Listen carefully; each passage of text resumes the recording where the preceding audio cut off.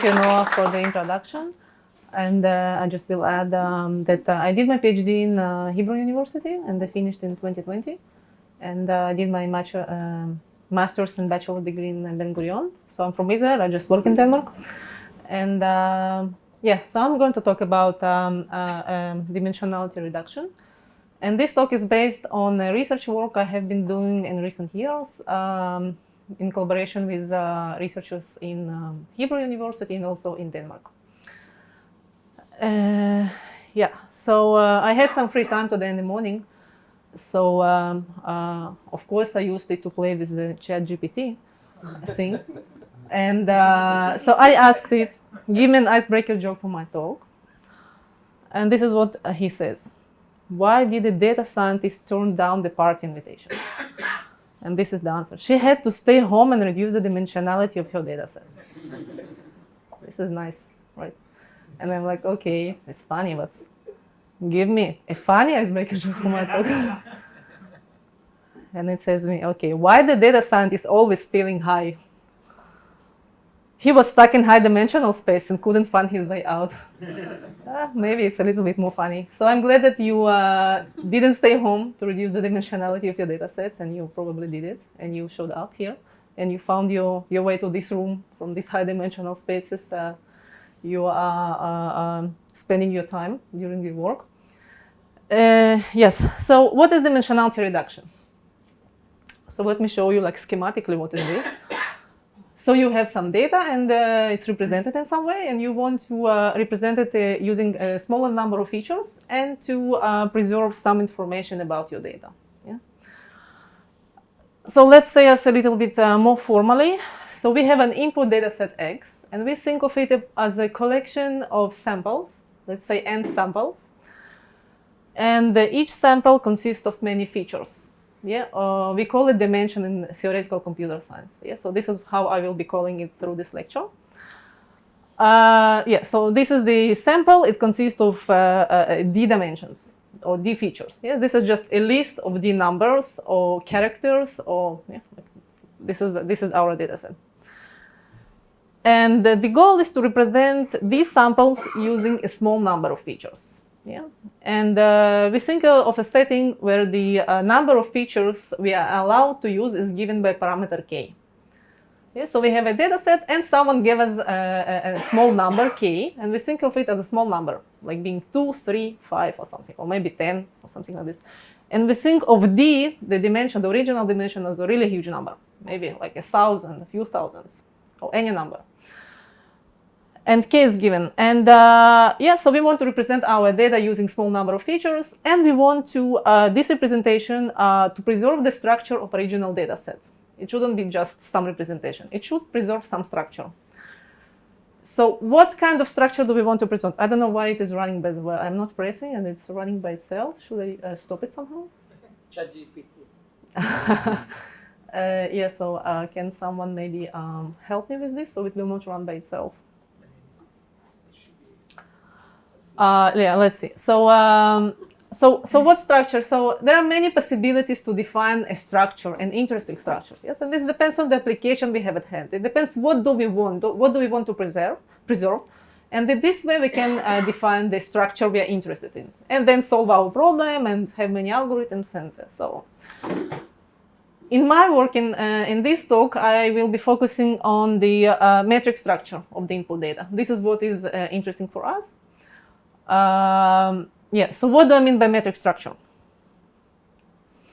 So we assume that our data set, we assume that there are some distances defined between each two samples. Yes, this is the metric. So we have a metric defined over the sample set. And so what kind of distances? It can be anything. Yeah? For example, let's recall what is Euclidean distance. Yes, for example, if our data set were just vectors in d dimensions, yeah, like the string of numbers, real numbers of length d.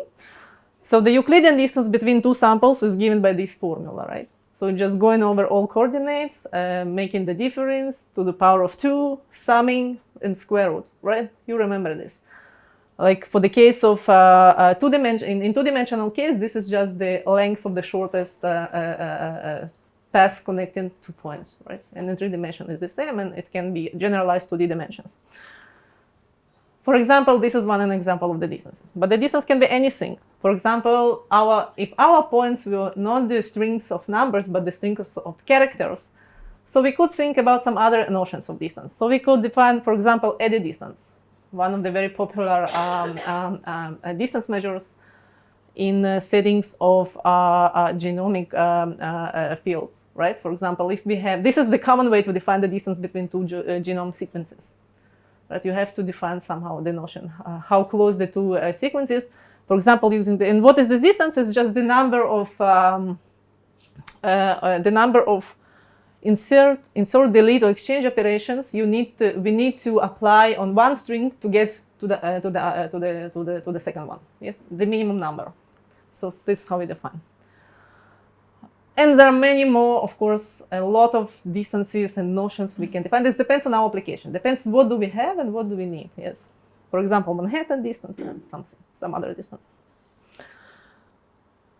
Okay, so what I'm going to talk about. So what do we want? So we have X, our data set. There are some distances defined over it. Between any 2 points, we have a notion of distance, some distance. I don't know which one, but let's say we have a matrix of distances or something like this. And we have K, a number of new features we can use. And we want to represent our points in data set using only K features. And maybe to define a new distance on the image space, or maybe use the same distance as in the input space. And we want to keep the metric structure as close as possible to the original one. And metric structure means we want to preserve the distances. We want the new distances to be close to the old distances. This is what we are interested in. So this is the problem in a formal way. We are given an input dataset X. It consists of n samples of dimension d. And we are given a small integer k. And we want an algorithm. Yeah, we want an algorithm, we call it F, that embeds our dataset into Y. Y is k-dimensional. With the smallest possible error on distances. So this is our problem for today. And the questions, how to measure the error? How do we measure the error of a method? If we have some algorithm, so how well it preserves the distances. Yeah, so we need the notion to measure. Another question is how small the error can be. Yeah. Maybe if someone gives me an algorithm and I can do better, maybe. I will develop some other algorithm that's better. Or can I find the best algorithm? This is also the question. And also the question how to embed. What's the algorithm actually? And we want this algorithm to be, of course, efficient, to run fast, and whatever properties, good properties we need, we want them. So these are questions I will address during this talk. Yes, so a little bit about applications of dimensionality reduction, of metric dimensionality reduction. Yes, this is what I'm talking about, metric dimensionality reduction. Of course, it's used in many places for visualization, clustering, similarity search, feature extraction. And you can tell me more because I think most of you here or many of you used some kind of dimensionality reduction for some problems, and I will be happy to hear after the talk how do you use actual methods of dimensionality reduction, in which ones and for which problems. It's really interesting here. And of course, in machine learning, it's usually applied as a first step to go further with some other methods. Yeah. And there is some popular methods for dimensionality reduction that aim to preserve some metric structure. These are very, very popular ones: the PCA, MDS, Disney, UMAT, DreamUp, and the list can go on. Yeah. And what's important for me to mention that these methods, they are heuristics, meaning they do not provide us with any theoretical guarantees on the quality of these methods. Okay? We just use them and hope they work. And I know from giving this talk at other places that people tell me that it actually works, and it's surprising me, and it's very interesting. And there is also a research line on these subjects to understand why it works, when it works, and to understand what's going on. Yeah, so this is what I do. Okay, so our goals, again, we want to define the measure of the quality. and we want to design an algorithm and prove it has a high quality. Yeah. So we want to design an algorithm and actually prove that it has a good quality, not just a heuristic, we hope. No, we will prove it. And we also will show that this algorithm, it's actually an efficient method. It's not some thing that runs forever. It stops and it computes pretty fast, the solution. And also, the question was how small the error can be. We also will prove that this method is actually the best possible. Yeah, it finds the best possible solution. So, yeah. And we will go over some practical empirical experiments just to compare our algorithm with some other popular heuristics to see how it performs in practice. Okay, so let's talk about measure of quality. Yeah. So we don't have any method now, but let's say someone gave us the method to embed high dimensions into low dimensions. Yeah. So how do we measure it? How good is it? Yeah, and we are interested in distances. What would we do? So ideally, what do we want? We want that all the distances are exactly as they were before, right? This is like the best case for us. If it preserves exactly everything, so it's cool, right? But unfortunately, of course, as you guess, it's not possible in many scenarios. And we can even think about very simple example when it's not possible. So let's think about this example. Let's say we have a data set of 4 points. I don't know where they come from, some points, I don't care, but I know that all the distances between each pair is 1. Everything is 1, 1, 1, 1. Yeah? Maybe it's some huge vectors from somewhere, I don't know. But I know that the distances are 1. Can I embed it into, let's say, 2 dimensions? Can I use only 2 features for each point? And to keep the distances exactly 1 when I think about Euclidean distance on the plane. Yeah, when I think just geometrical distance between 2 points. You could probably define the triangle. Right, so here is the beginning of the solution. So we can look at the plane, Euclidean plane, and build a triangle using 3 points. And the triangle with each side being of length 1. So these are 3 points. So we embedded 3 points exactly, preserving the distances. We have 1 more point. What we are going to do with it? And we are only using 2 dimensions. So we take this point and try to place it on different locations. Yeah. So let's say we try. So we need to preserve the distance from this point from all the rest, from 3 other. So when we play with it, we see that we cannot find such a location. All the time, we can only preserve the distance to the 2 previous points, but not to the 3rd. Yeah, and you can just think a little bit. It's very easy also to prove mathematically. So, for example, this data set, it's like a 2 example, but it cannot be embedded into 2 dimensions and preserving all the distances exactly. Yeah, there will be some distortion. At least one of the pairs or one of the pairs will be a little bit expanded or contracted. It depends when you put the point. Yeah. But can you do it? Can you embed this data set in 3 dimensions and preserve exactly? Pyramid. Yeah. But you can. But okay, so this is a 2 example. But what I want to say that theoretically we can construct big examples of big data sets of endpoints, whatever any you want, such that doesn't matter what dimension you take, it will never be possible to embed these examples and preserve all the distances exactly. Yeah, doesn't matter which dimension. This is a simple example that, okay, in 3 dimensions you can, but there are other examples. Even not in the original space? You cannot, there are examples of the original space such that it doesn't matter which dimension you take on the new space, doesn't matter which one. Whatever, how much you want, even infinity, you will not be able to preserve exactly all the distances. That's a simple, also not so difficult. But if we will get those data sets often, nobody would be able to do machine learning. We assume machine learning that all our data is somehow embedded in lower dimension manifold, otherwise we would be screwed up. That's right, yes. And this is why this is a theoretical work, and this is the research and investigation of fundamentals, theoretical fundamentals of these kind of problems. Yes. But yes, of course, in practice, all these heuristics work, as I told from the beginning. Yeah.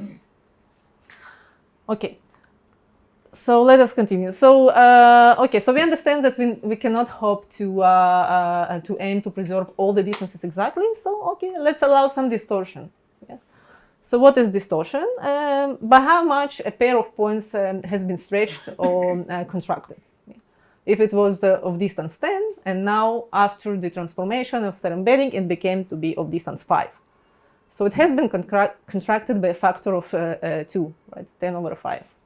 Or if it has been expanded, so we just take the maximum between expansion and contraction, whatever it is, yes, so the multiplicative error, multiplicative change, and this is what how we define the distortion of one pair.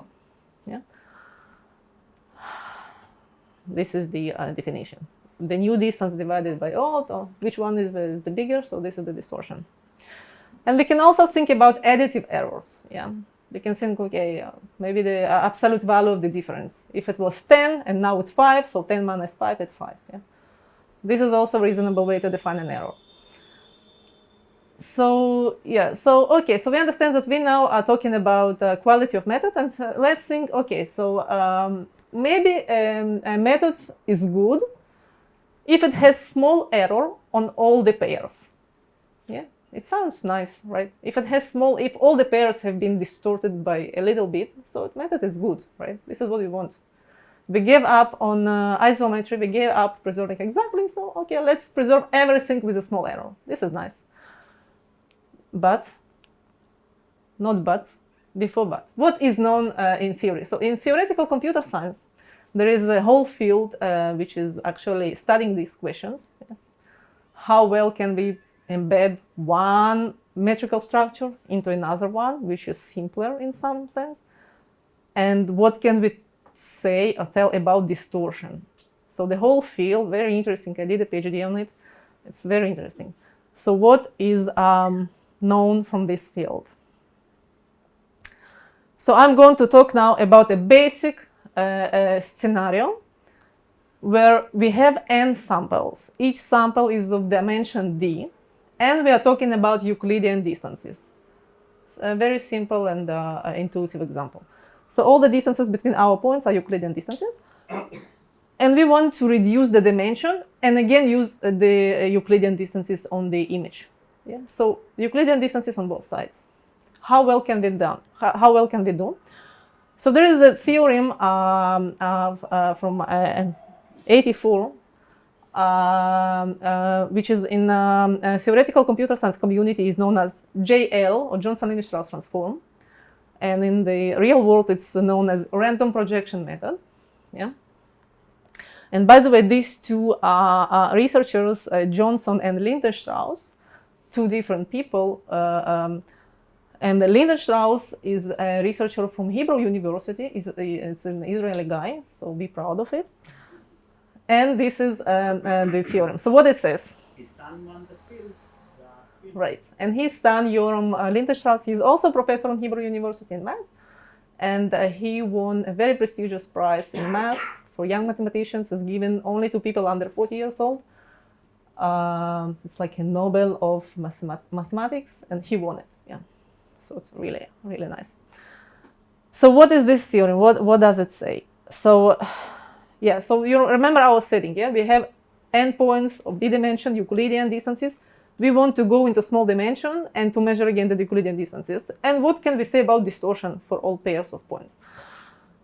So this method says, okay, pick a random subspace uniformly from all possible subspaces of dimension k, which should be large enough. So if you choose a random dimension, a random subspace of dimension log n over epsilon square, what is n? N is the number of our points.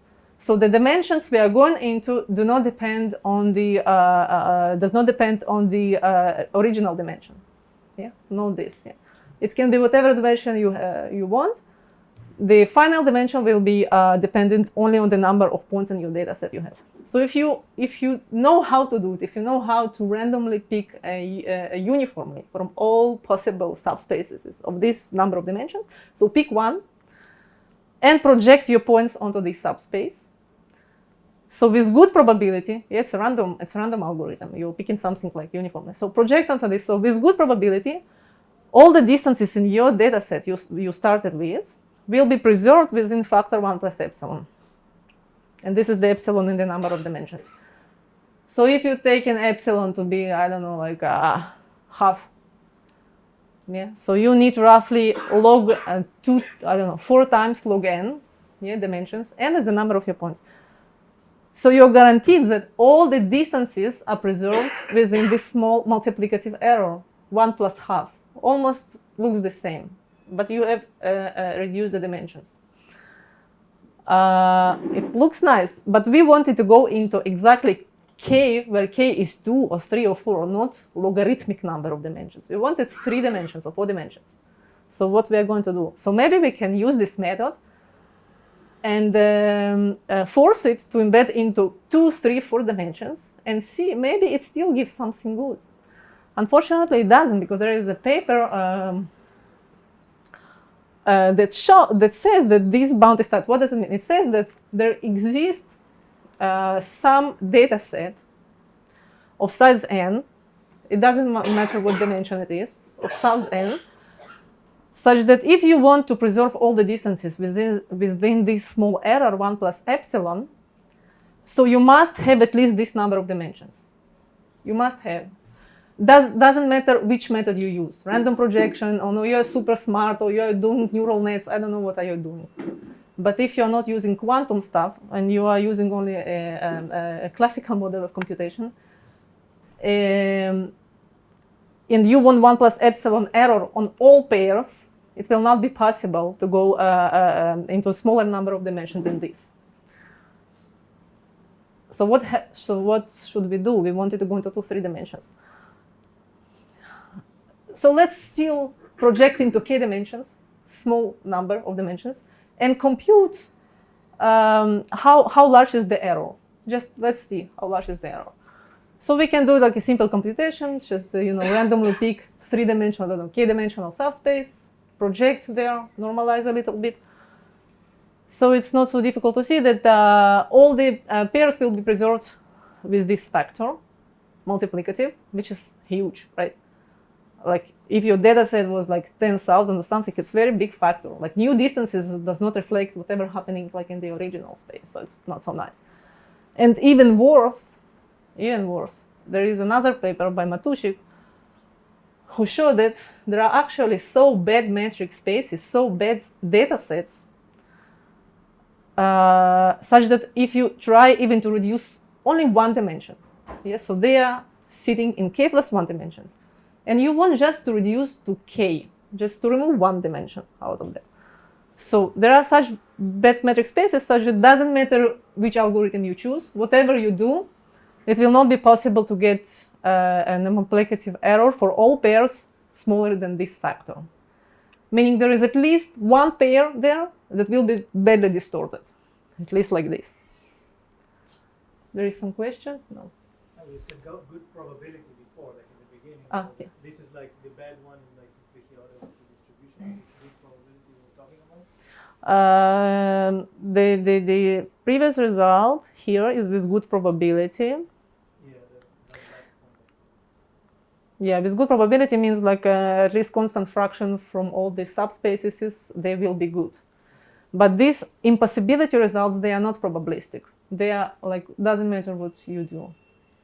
And you don't have to think only about random projection. It's any method, anything.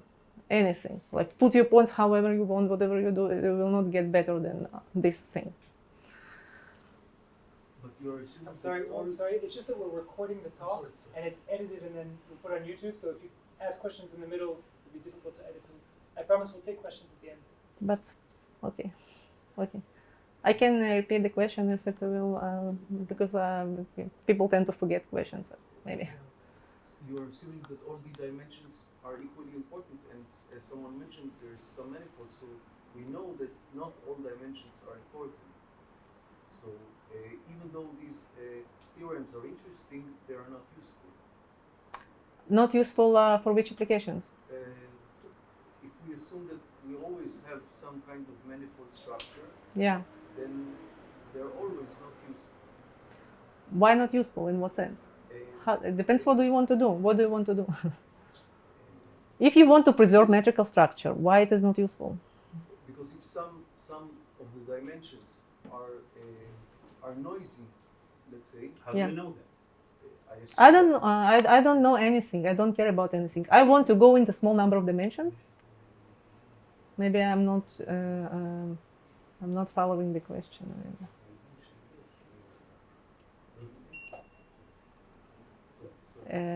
Later. Yeah, we can discuss it later. Okay, so so what we told here is that if we are going to, that there are some bad metric spaces that are that it's very difficult to reduce only one dimension without introducing a large error on the distances. So what we have here is that, so we understand that the demand to preserve all the distances, all of them, is too strong. Yeah, we cannot do, that's all, this is the theorem, we cannot do anything. Yeah? There will be at least one pair that will be distorted badly. So let's drop it. So let's, require something else. So let's preserve most of the distances. And really, in practical applications, people don't care to preserve everything, all the pairs. Okay, so they preserve most of the pairs, and there is noise, I don't know, or just outliers, and ignore everything, and that's enough. So this is what we are going to actually look at. And indeed, in practice, a method is good if it has a small average distance error. Yeah. And why do I claim it? Because I went over many publications from practical fields, from vision community, bio community, and the historical community, and health communities. Lots of papers, practical communities that actually care only about preserving average distance. Yeah, they use some method and they say, okay, it preserves average. That's fine for me. Let's continue and let's do our algorithm that computes something. Yeah? So this is how we arrive at these average error measures. And this is what we are looking at the end. So for us, method is good if it preserves average error. What is average error?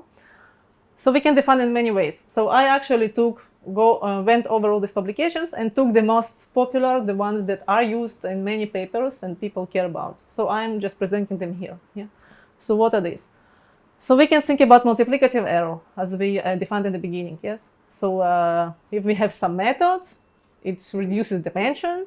So now we have new distances and we had all distances. So for each pair, we just compute the multiplicative error, the stretch factor. Yeah. And just take the average of these things. That's all. So this is a 1D. We can generalize it a little bit. We can take Q's norm of it, like L2, L, whatever. Yeah. And there is some other notion, relative error measure, for example, what it measures. So it takes these multiplicative distortions for each pair and then computes the distance from the error to 1. So when it's useful, if we expect that the distortions will be close to 1. And what we want to measure is this, how far it is from 1, let's say. Yeah. So this captures this notion, for example. And we can generalize it and so on.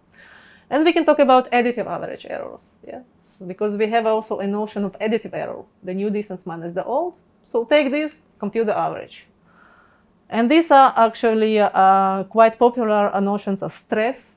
Maybe some of you have encountered it. In PCA, for example, PCA algorithm claims to find the optimal stress, for example, this notion.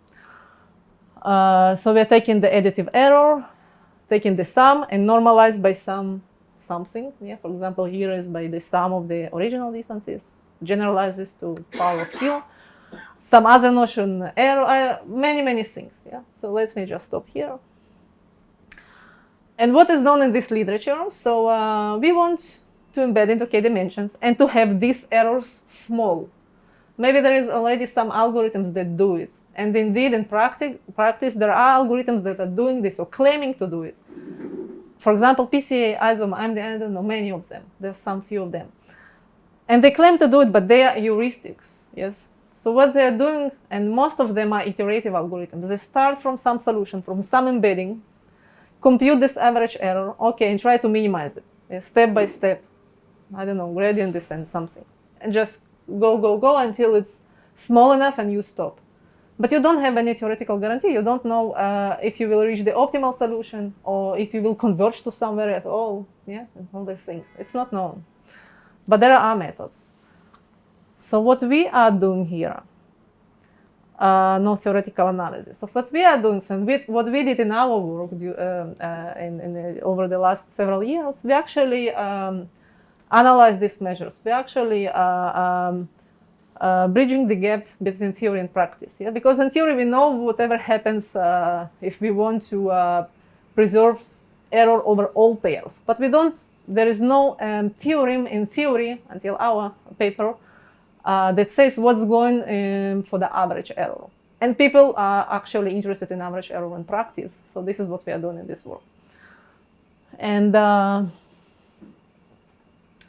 the main, like one line, maybe a summary of this talk. Yeah. If we are talking about Euclidean distances in the original dataset and the hosting dataset, so the random projection actually has small error, average error. We have seen that if we want to preserve all the distances, so it's not good. Random projection is not good. Yeah, we need log n dimensions roughly. Yes, this is what I showed. But the same random projection method preserves average distance quite well. Yes, if we are going into a small number of dimensions. So this is the theorem. Let me just tell you in simple words. Yeah, maybe if you want just to look at it again.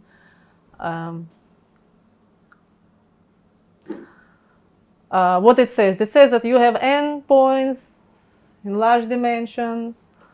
You are using random projection into k dimensions. K is given 2, 3, 4, whatever you want. And you want to compute the error, average error, or one of these additive errors.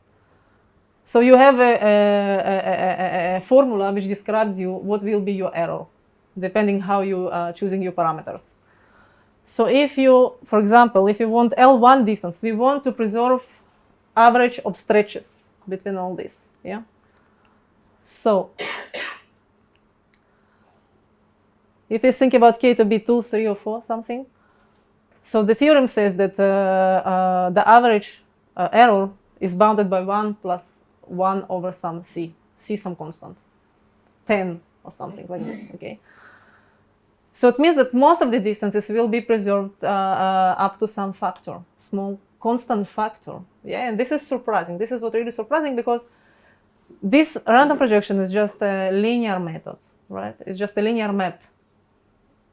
And it wasn't designed to preserve average errors, but it turns out to preserve. Even if you go into 2 or 3 dimensions, it's quite surprising. Yeah. Is it a linear projection, a multiplication by random matrix? Yes, yes, you can implement it. So actually, this is a good question. Yes, how to embed? Because what we thought, okay, pick a random subspace. How am I going to do it? I don't know. I don't know how to pick a random subset. I need to tell it to do for my computer. How is it going to pick a random subset? So actually, there is another theorem that says, okay, you don't have really to pick a subset. You can to pick something which approximates uniformly random subspace. And you can implement it actually just by multiplying by some matrix. Yeah, where k is the number of new dimensions and d is the original dimensions. So basically what it says is that you have to take k normally distributed independent vectors and multiply, like embed into these vectors, multiply by this matrix. And actually this implementation is how it is implemented in Python package. I don't remember, scikit-learn, the one that has all these dimensional reduction methods. So this is how it is implemented. It populates the matrix with normal entries independently and just multiplies. And I just want to say a few words about other methods, how you can implement this random projection method and still have good guarantees, because this matrix it's dense, right? Because you have normal, so it's full matrix dense. So it takes some time to multiply. Okay, it's fast, but still. But there are some other very beautiful works in the theoretical community that show better, faster algorithms, how to get the same guarantees, preserving all the distances the same as previously with the same number of dimensions, but compute these projections faster. So they don't use these dense matrices, so they suggest very clever matrices, which you can use instead. Some of them are very sparse, and they study how sparse they can be and all these beautiful, interesting questions. But there are very sparse matrices that you can use and still get the same guarantees, or you have some structured matrices. They are not sparse, but they have a certain special structure, such that there are some clever algorithms that can multiply matrix by a vector very fast using this special structure. So what I want to tell that our result of bounded error on average distortion, it holds not for all these matrices. It has to be, there is some property that matrix has to satisfy in order to preserve the average distance. But these normal entries satisfy and several other also satisfy. So if you want to preserve on average the distances and you use the Python implementation, you are fine. The average distance will be small. How much time do I have left? Because I can talk about many interesting things here. Okay, so we know that if we use just the Python random projection method and embed into 2-3 dimensions, so we know that the distances on average or average error will be small. But how small can it be? Maybe there is some other method and we can get even better error. Okay, we have this error 1 plus, I don't know, 1 over 3, but maybe we want 1 plus 1 over 1,000, even better, right? So no. So we also show in another work that this is the best possible. In which sense? In the sense that I already was talking about before, that there are some data sets, bad data sets, such that it doesn't matter how you embed them into k dimensions, whatever you want to do, not necessarily on a random projection, whatever you want to do, you will never get an error better than whatever we showed in the previous theorem. This is the best possible. And the same as for additive errors. And okay, so that's why we were talking about Euclidean distances, right? So we had our data sets, Euclidean distances, and the new distances are also Euclidean, so everything is nice. But we really wanted to talk about a general case. Yes, we not always live in a Euclidean domain, so there are some other metric spaces, other distances. What we are going to do about this? So what is our problem? So in this setting, the problem is the past. So we have X, so forget about Euclidean. Now we have X samples. Maybe these are matrices, maybe these are files, maybe these are graphs, I don't know, whatever you want, some points. And someone gives you K, the number of dimensions you are interested to embed into. So what we want to do is we want to compute its representation in k-dimensional Euclidean space. So let's tackle the simple case, Euclidean. Yeah. So in the origin we have some distances and we want to go into Euclidean. Why? Because actually it's a very nice metric, Euclidean one. And if you can embed anything into Euclidean space, so you basically won, because there are lots of algorithms that run very well and very fast and solve many problems if your distances are Euclidean. There is a whole field that has developed lots of algorithms in Euclidean spaces. So this is a good thing. It's not a limitation of this problem, of this solution. So it's good to go to Euclidean. So we are going to Euclidean in the k dimensions. And we want the smallest possible average error. So the best embedding into k dimensions with the smallest error. The problem is that this problem is NP-hard. Meaning that there is no known algorithm, efficient algorithm that can solve this problem, that find the best possible thing. So we will not try to find the best thing. So let's find the one which is close to the best, with some maybe loss. We will lose a little bit, but it will be close enough. And we will prove how close is it to the optimum. Yeah. And actually what I will present our theorems that we proved, and this is the first theorem that gives such guarantees. Prior this work there were not any guarantees. There are lots of methods that try to do it, but none of them has any theoretical guarantee. And this is the first theoretical guarantee. And so this is the theorem.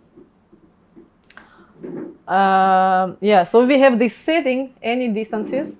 So we have such an algorithm. We can construct an efficient algorithm that runs in polynomial, that runs fast enough, that finds a representation in k dimensions with Euclidean distances, such that the average error is not optimal of this method, but it is up to this factor to optimum. Yeah? Some small loss, multiplicative loss, 1 plus a little bit close to optimum. And the same is for additive measures. It's not the optimal, but it's up to some factor c close to optimum, plus some additive factor. How we did it, I can say in a few words if it's interesting to someone. And it's pretty easy. So we have these distances, and we don't know what are these. And we want this average error. So what are we doing? So we formulate a problem which says, okay, so find me an embedding into a large number of dimensions. Not small, large, whatever you want. Such that this method has the smallest possible average error. So if we think a little bit about this problem, so if we do not restrict the number of dimensions, so it turns out that this problem is actually a convex problem. So it's actually a convex objective over convex field, over the convex field. So we are actually having here an optimization, convex optimization problem, find the minimum of a convex function over a convex field. And the mathematical theorem says that the optimum exists, an optimum exists, and it can be found. There are algorithms, efficient algorithms that can find the optimum. So we do this as a first step. So we find in a high dimensional space the representation with the best possible error. And then we just apply the random projection to reduce the dimension.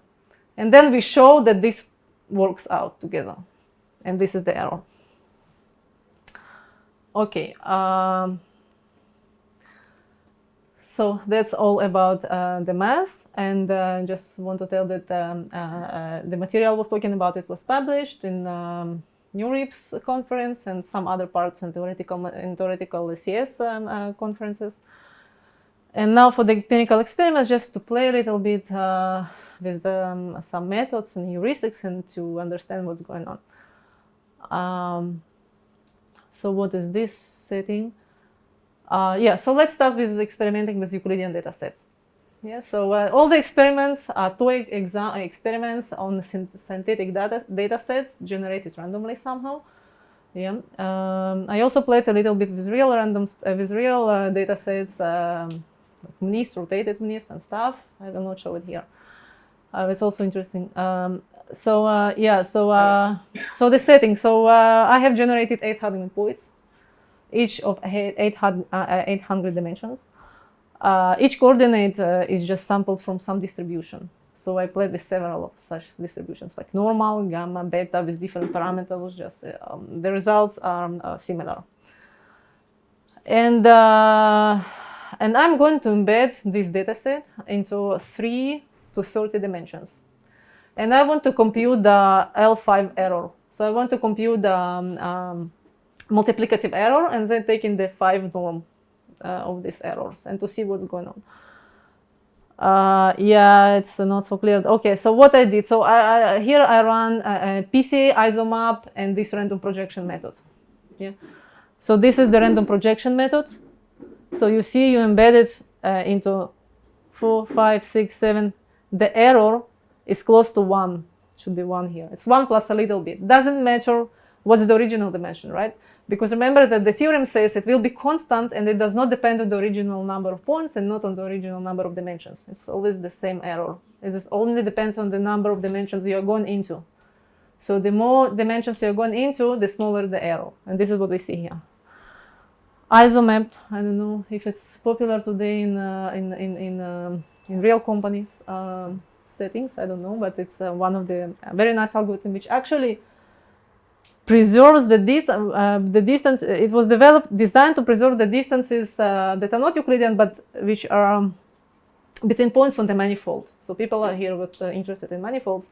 Yeah, so these methods preserve the distances between original points while assuming that the points lie on some manifold. Okay, so we just so we see that it has pretty bad results at the beginning for small number of dimensions, and then it improves a little bit.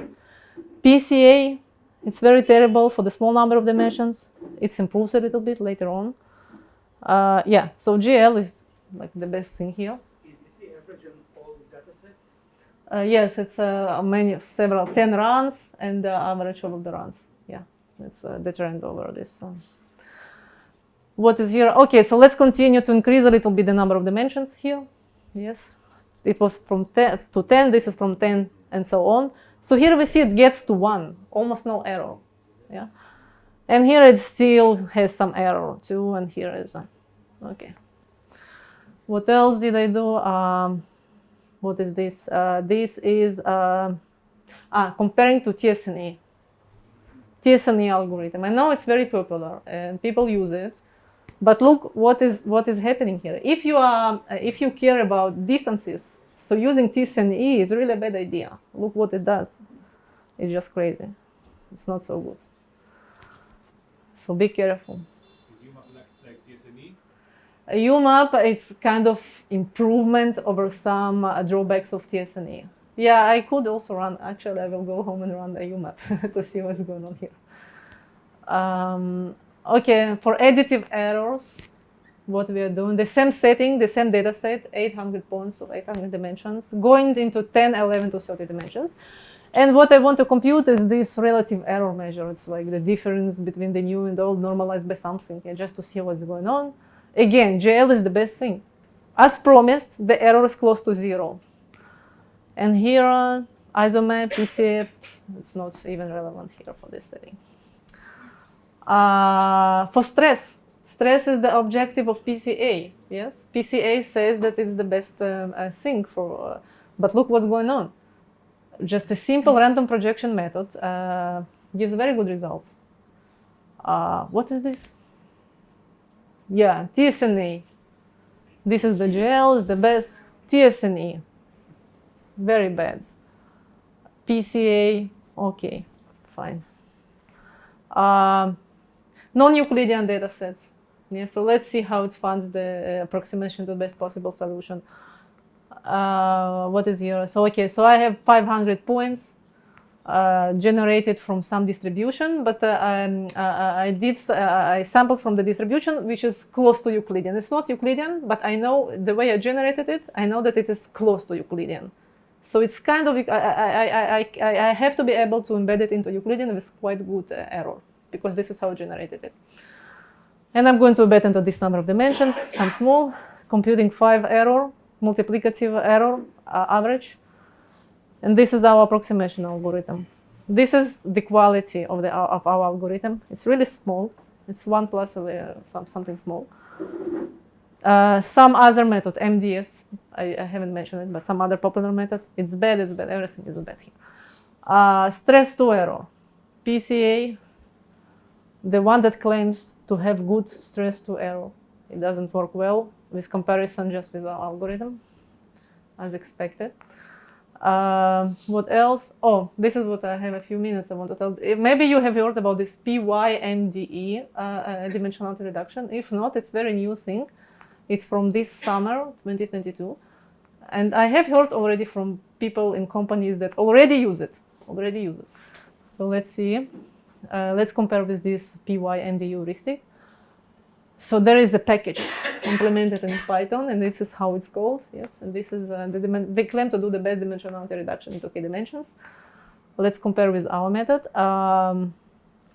We just want to compute. So we have a non-Euclidean 200 points, and let's embed into a small number of dimensions, 3 to 15, and let's compute average multiplicative error L2. So, our method, again, as expected, it's very close to 1 plus something. And this is what is happening to PYMDA. It is crazy how it looks like at the beginning. So for visualization, it's not so good thing, this PMDA. This is 160 error. Yeah. Actually, I'm planning to send this to the people, to the guys who did this. And they published a paper, and they didn't cite us, and this was their error. This is why I started to play with the thing. And I'm going to send also this image and the citation they should insert into their paper. And what else I found about this PYMDA? That for additive error, Actually, this is to be fair, I found that, of course, for some settings, their method is better than ours. So this is when they win over us. Yes. So they win if they want additive errors. So for additive errors, they are good. Yeah. So our algorithm gives these errors, and they are just much better.